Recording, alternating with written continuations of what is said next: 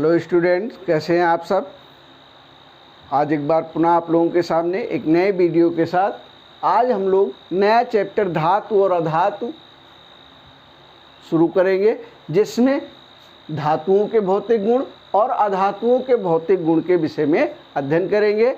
यदि आपने हमारे चैनल को सब्सक्राइब नहीं किया है तो सर्वप्रथम हमारे चैनल को सब्सक्राइब कर लीजिए और बेल आइकन को दबा दीजिए, जिससे आपको जो नया आने वाला वीडियो है उसकी सूचना तुरंत प्राप्त हो जाए और कोई परेशानी ना हो। आइए हम धातुओं के भौतिक गुण के विषय में जानते हैं। देखिए, जो धातुएं हैं उनका जो भौतिक गुण है, पहला गुण है धातु का कि धातुएं ठोस अवस्था में होती हैं। धातुएं ठोस अवस्था में पाई जाती हैं, ठीक है। लेकिन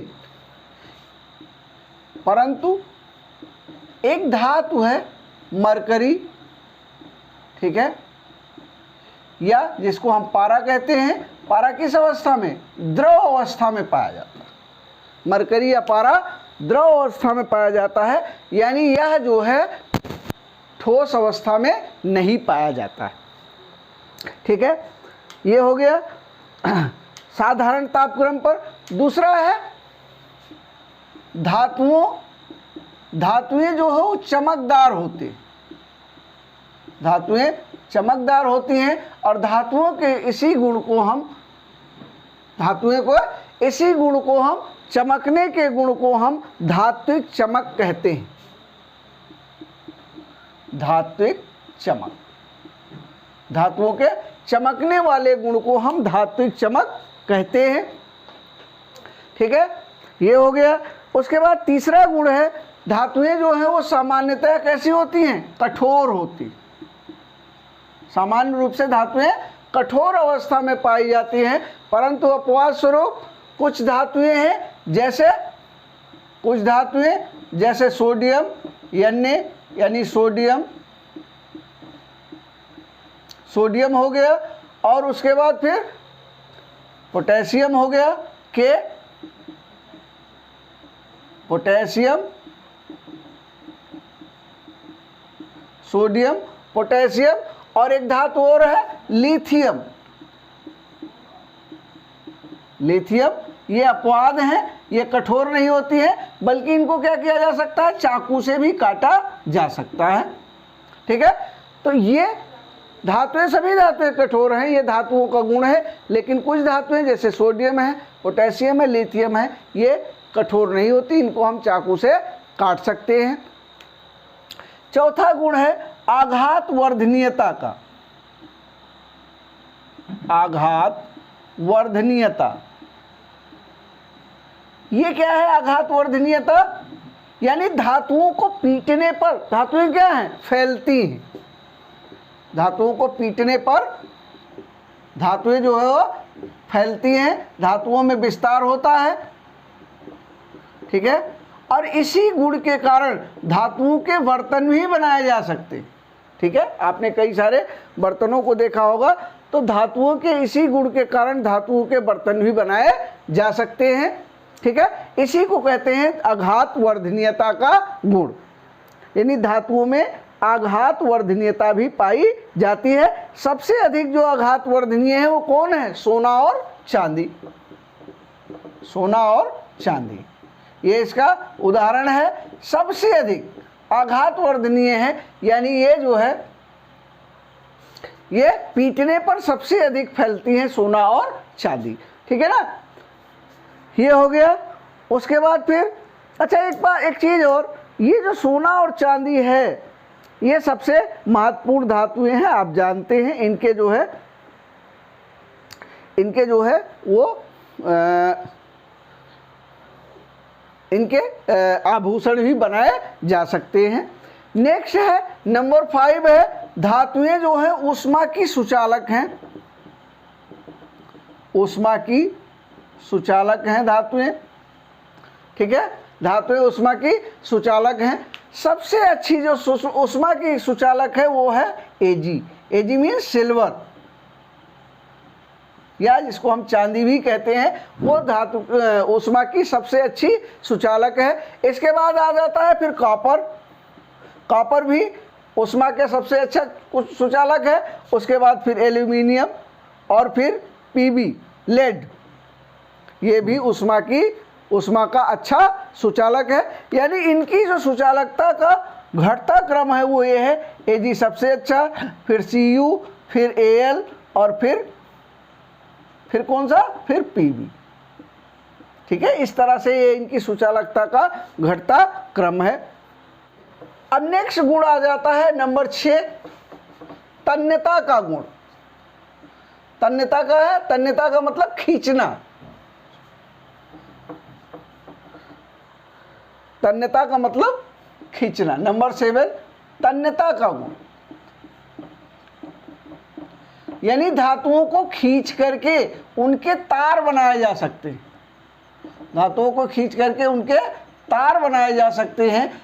ठीक है, इसी गुण को हम धातुओं को का तन्यता का गुण कहते हैं। एक अनुमान के अनुसार 1 ग्राम सोने से लगभग 2 किलोमीटर लंबा तार बनाया जा सकता है। ठीक है, यानी इसको खींच करके इतना बढ़ाया जा सकता है कि 1 ग्राम सोने का लगभग जो तार बनाया जाए, सबसे पतला तार, तो वह लगभग कितना बड़ा हो सकता है, 2 किलोमीटर तक लंबा हो सकता है। तो ये है धातुओं का तन्यता का गुण। इसके बाद फिर अगला आ जाता है नंबर 8, विद्युत की सुचालक होती हैं। सभी धातुएं विद्युत की सुचालक होती हैं, यानी इनसे होकर के विद्युत का प्रवाह किया जा सकता है। सबसे अच्छी जो विद्युत की सुचालक है वो है Ag यानी सिल्वर। सिल्वर जो है वो सबसे अच्छी विद्युत की सुचालक है। सिल्वर के बाद फिर कॉपर, ठीक है, कॉपर और फिर एल्यूमिनियम।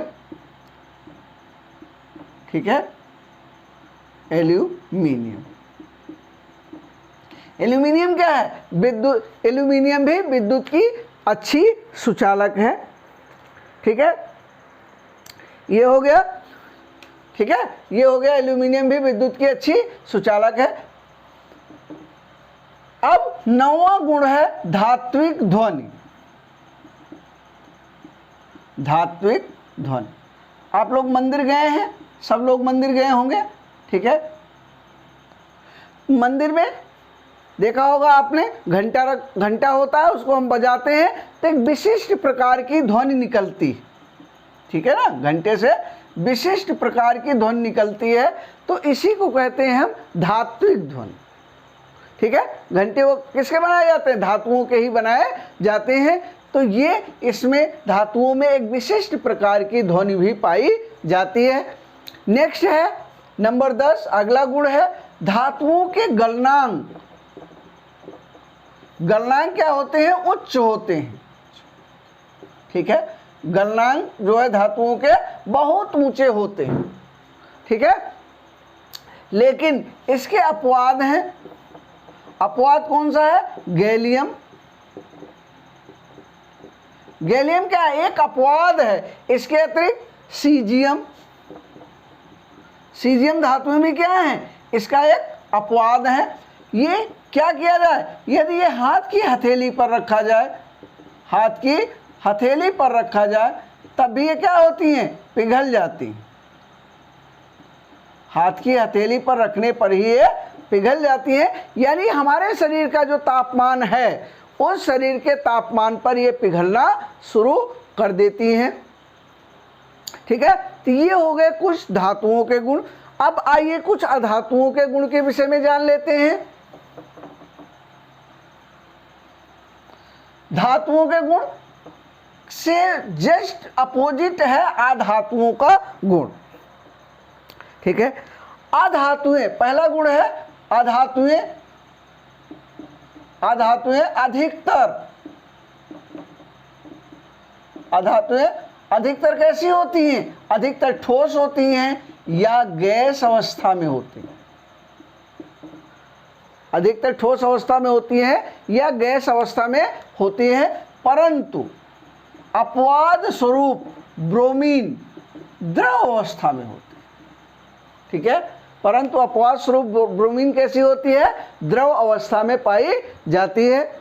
दूसरा क्या है, दूसरा है इनके गलनांक जो है कम होते हैं, गलनांक बहुत कम होते हैं, गलनांक बहुत कम होते हैं, परंतु अपवाद स्वरूप कार्बन और सिलिकॉन, कार्बन और सिलिकॉन, इनकी जो गलनांक है ये उच्च होते हैं। ठीक है, अधातुओं के गलनांक बहुत कम होते हैं, परंतु कार्बन और सिलिकॉन के गलनांक जो है बहुत उच्च होते हैं, ये इसका अपवाद है। ठीक है, तीसरा है चमक। देखिए अधातुओं में चमक नहीं होती, अधातुओं में चमक नहीं पाई जाती, चमक नहीं होती, लेकिन एक अधातु है आयोडीन। ठीक है, आयोडीन, आयोडीन में क्या होती है, चमक पाई जाती है। ये क्या है, आयोडीन एक अपवाद है किसका, धात्विक चमक का। ठीक है, एक और गुण है, नंबर 4 है अधातुएं जो है भंगुर होती, अधातुएं भंगुर होती है। भंगुरता का गुण क्या है, इनको पीटने पर, धातुओं को क्या था, पीट करके लंबा किया जा सकता है, इनके तार बनाए जा सकते हैं, तन्यता का गुण था। लेकिन अधातुएं जो है वो भंगुर होती हैं, अब भंगुर होने के कारण इनको पीटने पर छोटे छोटे टुकड़ों में टूट जाती, छोटे छोटे टुकड़ों में टूट जाती हैं। इसी गुण को हम भंगुरता का गुण कहते हैं। तो ये भंगुर होती है, लेकिन इसका भी एक अपवाद है, इसका भी एक अपवाद है। कौन सा, हीरा। हीरा जो है क्या है, एक कार्बन का अपर रूप है, किसका, कार्बन का एक अपर रूप है। ये कैसा होता है, आप जानते हो प्रकृति में सबसे कठोर धातु कौन सी है, हीरा।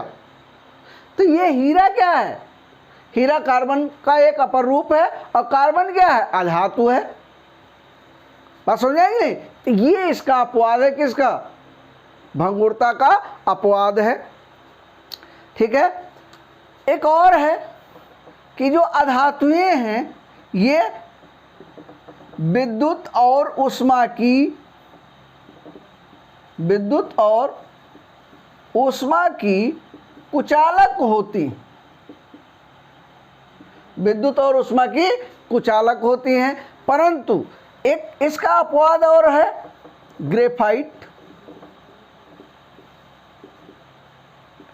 ग्रेफाइट जानते होंगे, ग्रेफाइट भी क्या है, कार्बन का एक अपर रूप है, और कार्बन क्या है, एक अधातु है।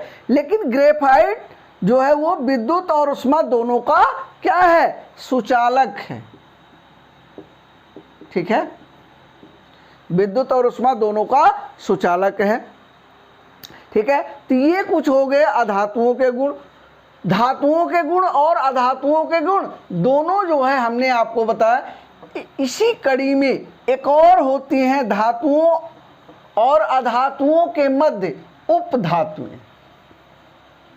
ठीक है, धातुओं और धातुओं के मध्य उपधातुएं। उपधातुएं, उपधातुएं क्या हैं,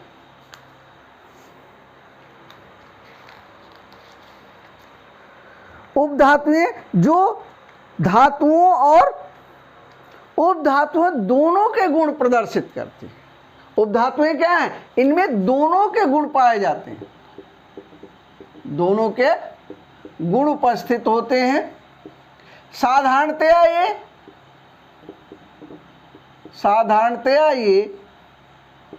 ये विद्युत और ऊष्मा की कुचालक होती हैं, लेकिन इसमें अपद्रव्य मिलाने पर यह सुचालक बन जाती है। किसकी, उष्मा और विद्युत की ये सुचालक बन जाती है इनमें यदि कोई अपद्रव्य मिला दिया जाए तो। अतः इनको हम क्या करते हैं, ना धातुओं में रखते हैं ना उपधातुओं में रखते हैं, अधातुओं में रखते हैं। इसका उदाहरण है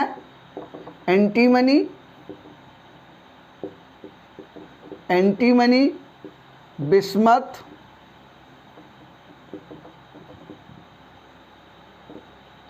और आर्सेनिक। ये